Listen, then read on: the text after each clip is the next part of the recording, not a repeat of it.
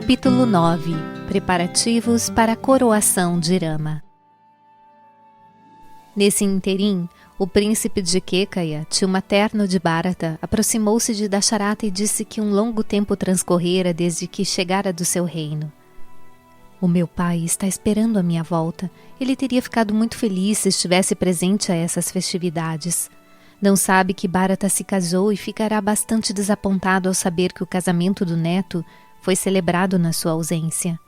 Esse desapontamento poderá ser atenuado até certo ponto se Bharata for junto comigo agora, de modo que possam ser organizadas algumas festividades para sua satisfação e agrado. Dasharata consultou as rainhas e chamou o príncipe à sua presença. Filho, o seu tio materno, Yudhajit, foi em pessoa a Mithila para levá-lo com ele. Quando me pressionou a fazê-lo, não concordei, mas soube que o seu avô está muito ansioso por vê-lo. Portanto, prepare-se para acompanhá-lo, ordenou o imperador. E Bharata respondeu: Pai, seria muito bom se Shatrughna viesse comigo. Então Shatrughna igualmente recebeu ordens para se preparar para partir. Movido pelo seu respeito para com os mais velhos, Bharata fez os preparativos para deixar Ayodhya junto com a esposa. Não levantou nenhuma objeção nem apresentou argumentos contrários. Assim, dotado do mais elevado intelecto, era também senhor de si mesmo e dos próprios sentidos e desejos. Ele e Shatrughna, com as esposas, viajaram muito felizes e chegaram à cidade de Girivraja. O avô estava ansioso por vê-lo e acariciá-lo. Sentou-se perto deles e indagou sobre a sua saúde e felicidade do povo de Ayodhya. Afirmou que pareciam esgotados pelas longas horas de viagem e insistiu em que descansassem. Conduziu-os às habitações reservadas para eles e, a partir daquele momento, passou a tratá-los com mais carinho do que aos próprios filhos e a prestar muita atenção às suas mínimas necessidades. Embora o avô zelasse pelo seu conforto e satisfação, os irmãos pareciam sofrer de algum descontentamento secreto, pois não conseguiam suportar a separação do pai idoso e de Rama, que era o próprio alento da sua existência. Conversavam constantemente apenas a respeito de Dasharata e de Rama. De vez em quando, contra sua vontade, a ansiedade em relação à saúde e ao bem-estar do pai os atormentava, privando-os de paz de espírito. Eram esses os sentimentos dos irmãos em Girivraja. Enquanto isso, em Ayodhya, nenhum único momento se passava sem que Dasharata se consumisse por eles. Sentia um vazio com a sua ausência e muitas vezes se perguntava: por que os deixei ir? Teria sido melhor se não tivesse concordado em enviá-los. Os 4 filhos eram como 4 braços para Dasharata. Agora ele havia sido privado de 2. Certo dia, Rama viu o pai imerso em pensamentos devido à sua separação de Bharata e Shatrughna. Aproximou-se e sentou-se perto dele e lhe dirigiu palavras doces e suaves, deixando-o feliz.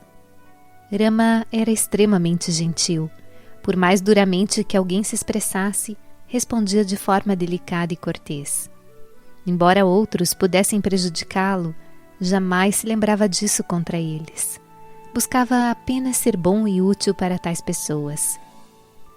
Sempre que encontrava tempo, debatia códigos de conduta e regras de moralidade com monges, reverenciados brahmanes e doutos eruditos.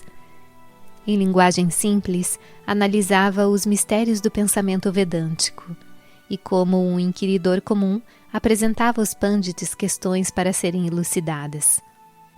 Os sábios e estudiosos que haviam dominado a ciência de Vedanta e a investigação filosófica exultavam diante das elaboradas abordagens feitas por Rama dos intrincados pontos que ele próprio levantava e louvavam de 1000 maneiras diferentes a sua inteligência e erudição. Rama falava com os súditos antes mesmo que estes falassem com ele, tão ardentemente os amava. Indagava afetuosamente sobre o seu bem-estar e estava sempre repleto de solidariedade para com eles. Consequentemente, os súditos também o amavam como seu mais leal amigo e mais querido parente e o reverenciavam pelo seu afetuoso interesse por eles. Rama seguia estritamente as várias regras do viver ditadas pela tradição, independentemente de inconveniência ou desconforto.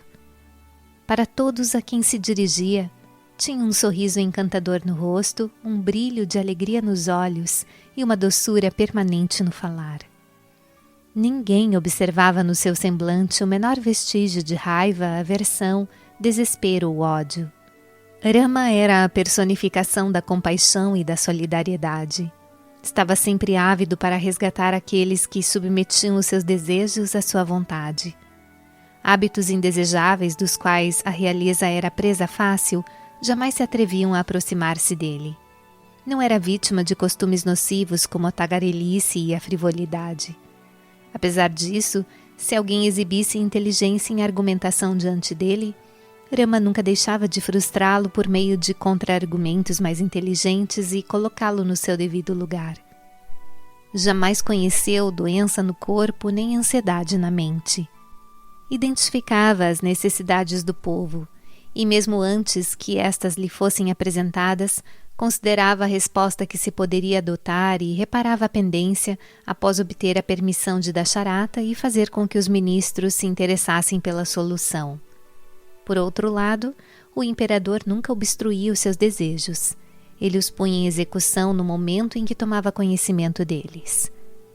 Rama prestava atenção até aos mínimos pormenores da administração e tomava as precauções adequadas para garantir que não aflorassem problemas e complicações que tivessem sido devidamente solucionados e corrigidos.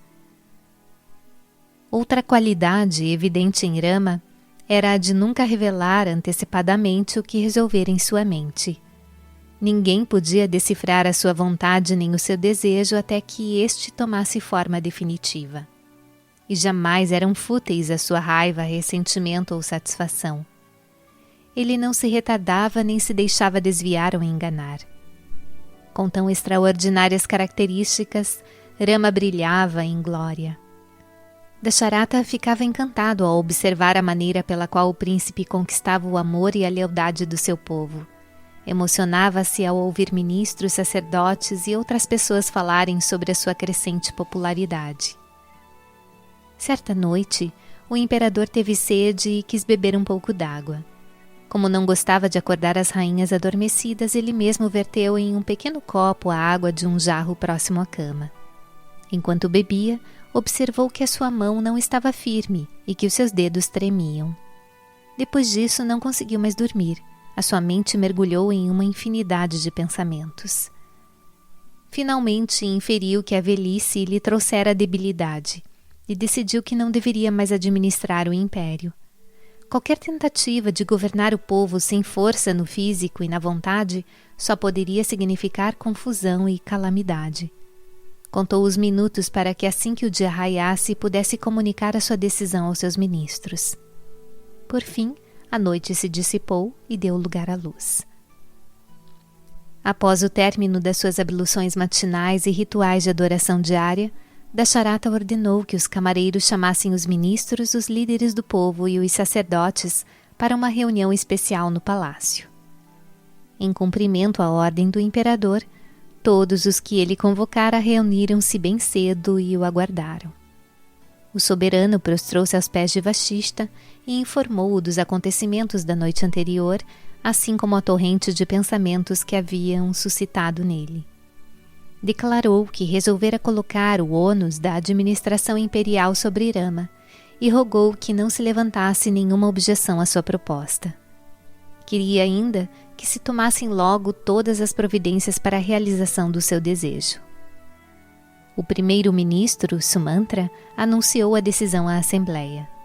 Os ministros, cortesãos, cidadãos, sacerdotes e eruditos ali reunidos aplaudiram as notícias com jubilosa aprovação, exclamando animadamente: "Ah, quão auspicioso, quão afortunados somos nós!" E os seus aplausos subiram aos céus. Vashishta ergueu-se do seu assento. "Imperador, o senhor não precisa se preocupar nem um pouco a esse respeito. Rama está, sob todos os aspectos, apto a exercer esse grande papel, mas podemos muito bem nos dar o luxo de esperar um pouco e celebrar o evento em grande escala, convidando todos aqueles que gostaríamos que estivessem presentes. Sugiro que aguardemos 1 mês ou 2, de modo que a coroação de Rama seja comemorada tão magnificamente quanto desejaríamos. Dasharata, no entanto, exclamou: Grande alma, Mahatma, nada está além do seu conhecimento. O Senhor é onisciente. Quando um rei perde a força física, não merece mais segurar as rédeas da alta administração. É um mau sinal quando um soberano a quem a idade debilitou entretém a ganância de continuar no trono. Isso indica a avareza no coração. Sabendo de tudo isso, se eu me opuser, terei falhado no que entendo claramente como dever. Perdoe-me, não tente adiar essa cerimônia. Conceda-me permissão para nomear Rama príncipe herdeiro do trono nos próximos 2 ou 3 dias. Assim implorou com grande humildade e profunda reverência. Vashishta ergueu Dasharata e lhe concedeu as suas bênçãos. Ponderou então: Ó rei, o casamento de Rama também aconteceu no impulso do momento. Desceu do céu como uma graça. Mas o povo do reino, seus súditos, não tiveram a oportunidade de compartilhar da felicidade daquela significativa ocasião. Se a coroação também for decidida e celebrada repentinamente, isso magoaria não apenas os governantes de muitas partes desta terra. Pior ainda, constituiria fonte de grande tristeza para os irmãos Bharata e Shatrugna. E Janaka, que se tornou seu parente e amigo, poderia não ser capaz de participar. Sugiro, portanto, que o senhor reflita sobre essas considerações antes de estabelecer a data. O primeiro-ministro levantou-se e disse: Possa o venerável preceptor da família me perdoar. A decisão do imperador tem o apreço e aprovação de todos. Como seu nome indica, Ramachandra é como a lua, que repele o calor ardente e restaura a todos o frescor e o conforto. Ele remove a dor causada pelo ódio, pela malícia, pela cobiça e pela inveja. Não deve haver demora por qualquer motivo para coroá-lo herdeiro do trono. Por favor, emita as ordens necessárias ao imperador. Eu lhe suplico, em nome de toda a população deste império. Vashishta não pôde mais manter a sua posição. Afirmou que seria necessário saber o que o próprio povo pensava a respeito. Diante disso, Dasharata ergueu-se e relanceou os olhos sobre os ministros, cidadãos proeminentes, pandites, sacerdotes e demais participantes da vasta assembleia. Todos aclamavam a alvissareira proposta com voz tonitruante. Em meio àquele entusiasmo, um cidadão pertencente a um grupo assaz importante ergueu-se e exclamou: Maharaja, os poderosos imperadores da sua linhagem cuidaram de nós, os súditos deste império, como se fôssemos seus próprios filhos. Este reino de Koshala alcançou prosperidade e paz devido ao zelo e ao carinho dos Ikshvaku. Rama, o seu filho mais velho, é rico em virtude e extremamente devotado aos caminhos da retidão e tão heróico quanto o chefe dos deuses. E, acima de tudo, possui habilidade para reinar sobre os 3 mundos. É, na verdade, nossa boa sorte que o Senhor acalente a ideia de coroá-lo herdeiro do trono. É indubitavelmente a nossa sorte. Após o cidadão ter se pronunciado em nome de todos os súditos do reino, Dasharata dirigiu-se aos participantes da reunião. Membros desta assembleia, durante todos estes anos, tenho governado este império ao longo do caminho estabelecido pelos meus ancestrais e protegido o seu bem-estar e prosperidade com o melhor das minhas habilidades e com o sincero desejo de promover o bem do mundo inteiro. Passei todos os anos da minha vida sob a sombra deste guarda-sol branco que está sobre o meu trono. Agora sou um velho. Percebi que o meu vigor e vitalidade física declinaram. Este corpo debilitado deve ter um pouco de descanso. Eu decidi isso. Não é tarefa fácil nem missão insignificante governar um reino, pois exige dedicação de si mesmo ao Dharma. O Dharma só pode ser mantido intacto na administração de um governo por alguém empenhado em constante prática espiritual e dotado de rigoroso controle dos sentidos. Suportei esse fardo por tanto tempo que estou esgotado pelo esforço. Se todos aprovarem e apreciarem o meu projeto, eu lhes contarei tudo a respeito dele. nunca agirei contra suas aspirações e preferências. Não há nenhuma pressão sobre os senhores. Não tenham medo de que eu esteja lhes impondo os meus desejos ou que esta seja uma ordem régia à qual devam forçosamente obedecer. Deixo-os à sua livre vontade e julgamento. Caso lhes ocorra outro acordo que lhes pareça mais benéfico, tenha inteira liberdade de apresentá-lo a nós para honesta consideração. Sendo assim, conferenciem e até o anoitecer informe-me o que decidiram. Mesmo antes que Dasharata concluísse a sua fala, a assembleia ficou inquieta e agitada como um bando de pavões sob um céu nublado que promete chuvas e trovoadas. Gritaram em voz alta o seu consentimento, a sua gratidão e o seu júbilo em termos inequívocos. O Senhor deseja exatamente o mesmo que nós. Conceda-nos essa dádiva, não queremos nenhuma outra. Ah, esta é realmente uma imensa boa sorte! Glória ao príncipe herdeiro Ramachandra! Glória a Dasharata e a Rama! E os seus aplausos rasgaram o firmamento. Dividido entre a alegria e a apreensão, o imperador ficou petrificado ante aquela explosão espontânea de lealdade e afeição. Recuperando a compostura depois de algum tempo, fixou o olhar nos participantes da reunião e proferiu as seguintes palavras. Membros desta Assembleia, nenhuma tarefa é mais importante para mim do que anuir aos seus desejos. Então, sem falta, coroarei Rama, príncipe herdeiro do trono. Tenho, porém, uma pequena inquietação. Quero expressá-la e receber dos senhores alívio no tocante a esse ponto. Gostaria que me expusessem a sua justa avaliação e me proporcionassem a satisfação pela qual anseio.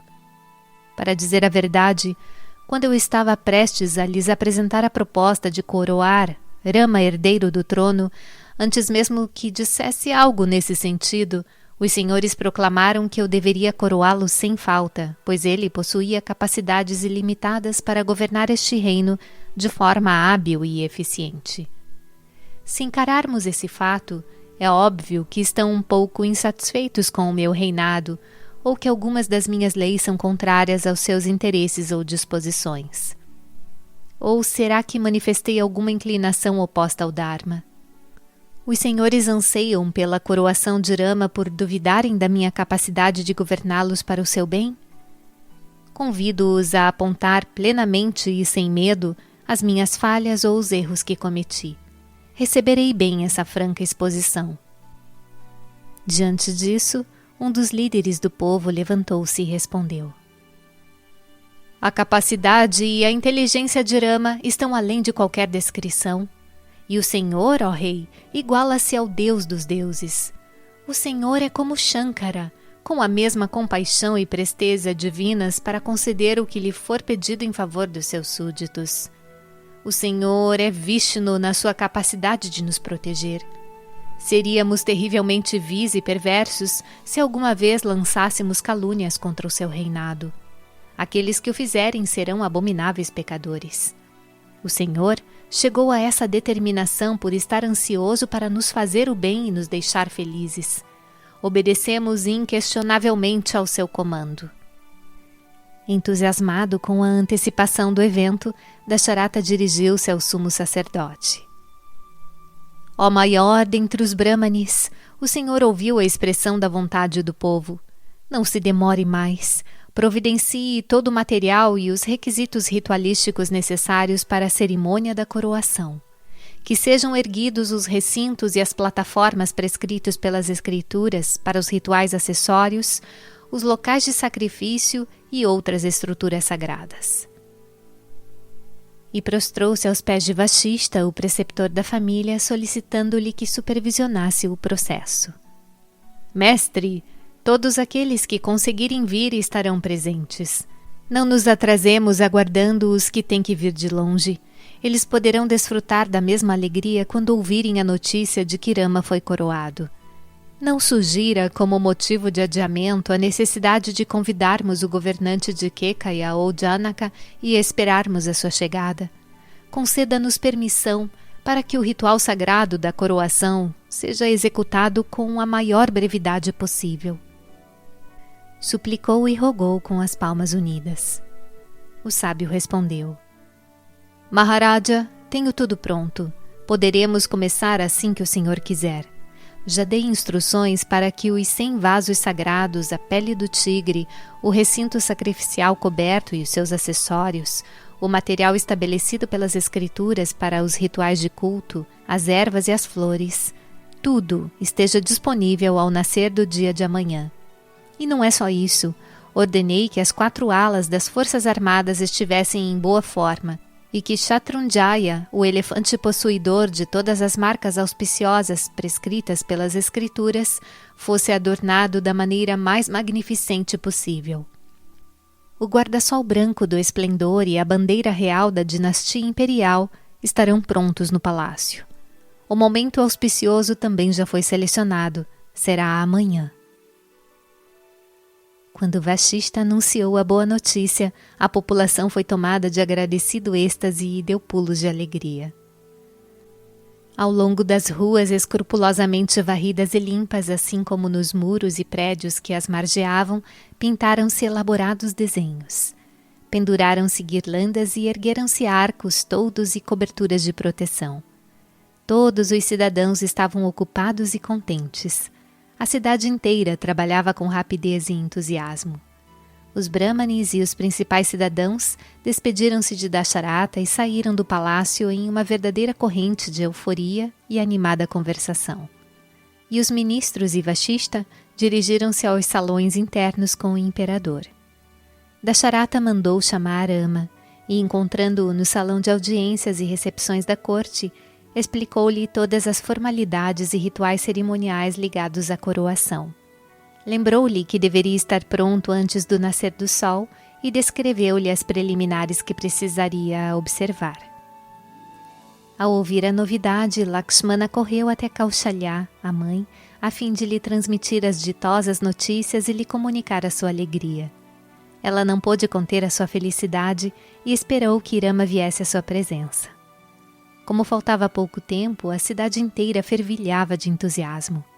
Os aldeões, por quilômetros ao redor e até nos estados vizinhos, logo ficaram sabendo. Afinal, boas novas se espalham com muita velocidade. E ninguém esperou por outra. Apressaram-se imediatamente rumo à capital. O fluxo de pessoas ao longo de todas as estradas que levavam a Ayodhya tornou-se uma onda incontrolável. Ramachandra ouviu sem replicar a explicação de Dasharata acerca dos detalhes. Os seus sentimentos estavam além das palavras. Não conseguindo expressar o que lhe passava na mente, permaneceu em silêncio. O pai abordou-o então. Filho, por que não vejo em você nenhum sinal de contentamento ante a perspectiva de ser coroado amanhã? Não gostaria de se tornar herdeiro do trono? Ou será esse um sinal de ansiedade ou de receio por estarmos colocando o peso do Estado sobre os seus ombros? Apesar dos longos questionamentos e carinhosos apelos, Rama parecia estar com a língua travada diante do imperador. Mas por fim ele disse: Pai, não entendo por que o senhor está agindo com tanta pressa. Os meus queridos irmãos Bharata e Shatrugna não se encontram aqui agora. Além disso, o meu avô está longe. Ele e o meu sogro poderão não conseguir chegar a tempo. Governantes de outros estados, príncipes e reis vassalos também poderão achar difícil comparecer. Sinto um peso na mente por estarmos desapontando tão grande número de pessoas. Não aceito a ideia de celebração quando tantos certamente se sentirão magoados. E inclinou-se aos pés de Dasharata pedindo-lhe perdão pelos seus sentimentos. E foi Vashishta quem respondeu: Rama, essas objeções já foram levantadas inclusive por nós. Não pense que anuímos silenciosamente ao desejo do imperador. Pensamos em todos os argumentos a favor e contra e também consultamos a opinião do povo antes de decidirmos. Não apresente nenhuma objeção agora. Respeite o desejo do imperador. A coroação e a sagração têm que ser realizadas amanhã. Você deve observar determinados votos. Nesse dia não deve usar leito nem cama macia. Você e Sita devem jejuar. Assim que o dia raiar, ambos deverão tomar banho após terem aplicado óleo sagrado sobre a cabeça. Depois terão que vestir trajes amarelos e estar prontos, pois essa é a hora em que se eleva a auspiciosa estrela Púshya, selecionada para o ritual sagrado. Portanto, retire-se agora para sua residência sem contestações. Assim que o preceptor terminou, Rama prostrou-se aos pés do pai e de Vashishta e seguiu para o seu palácio acompanhado por Sumantra, o ministro de confiança. Dessa vez não teve nenhuma hesitação. Após transmitir a notícia a Sita, dirigiu-se rapidamente aos aposentos da mãe e prostrou-se diante dela. Kaushalya ergueu-o com ternura e acariciou-o afetuosamente, cheia de alegria. Instruiu-o a doar a Brahmanes, em sinal de ação de graças, as vacas que ela reunira para esse propósito e adornara com valiosos ornamentos. Fez também com que Rama desse uma grande quantidade e variedade de presentes a outras pessoas. Lakshmana e sua mãe também estavam lá. Com Rama sentado ao seu lado, Kaushalya, enxugando as lágrimas de felicidade que lhe corriam livremente dos olhos, falou: Filho, esperei durante muito tempo por este precioso momento. Agora o meu anseio se realizou. Estou feliz, a minha vida se mostrou proveitosa. Oh, minha querida joia, meu filho de ouro, a partir de amanhã você será o herdeiro do trono. Tenha longa vida, governe o império e que o bem-estar do povo seja sempre o seu ideal. Que o seu reinado seja feliz e seguro de acordo com os ditames da justiça e da moralidade. Acumule fama imaculada e mantenha a reputação e a glória conquistadas pelos reis desta linhagem. Obtenha poder e majestade até mesmo superiores aos do seu pai.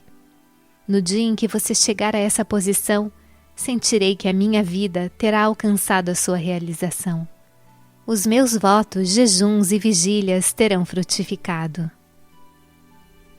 E Kaushalya, a mãe, acariciou Rama, afagou-lhe os cachos dos cabelos e abençoou-o com palavras cheias de doçura. Deu-lhe conselhos muito valiosos aos quais Rama prestou meticulosa atenção. Rama deu uma risadinha e gracejou inocentemente com Lakshmana. Irmão, pode me dizer qual deusa do reino ficaria encantada com esta adorável provocação? Lakshmana replicou: Irmão, não preciso de nenhuma Aradhya Lakshmi para me desposar. Se você me atribuir qualquer responsabilidade no seu reino, eu a cumprirei. Isso é fortuna suficiente para mim. Dizendo isso, prostrou-se aos pés de Rama. Rama respondeu: Lakshmana, você é o ar que respiro, então metade da responsabilidade do governo é sua. Consequentemente, você também deve se preparar junto comigo, usando joias e trajes reais. Você tem metade dos meus fardos e metade da minha felicidade, minha fama e minha fortuna. Tem meia parte de tudo o que sou e serei. Enquanto Rama falava, Sumitra derramava lágrimas e cobria de bênçãos os dois irmãos. Afirmou então: Rama, o amor que perdura entre você e Lakshmana me dá imensa felicidade. O meu filho não precisa de posição superior a de ser seu servo. Basta-lhe ter o seu amor e a sua afeição para sempre. Quando ela terminou, Rama prostrou-se aos pés da mãe e depois se levantou. Lakshmana fez o mesmo e acompanhou Rama até o palácio. Ao anoitecer, Rama deu início ao voto do jejum ritual e deitou-se sobre uma esteira feita da sagrada grama kusha.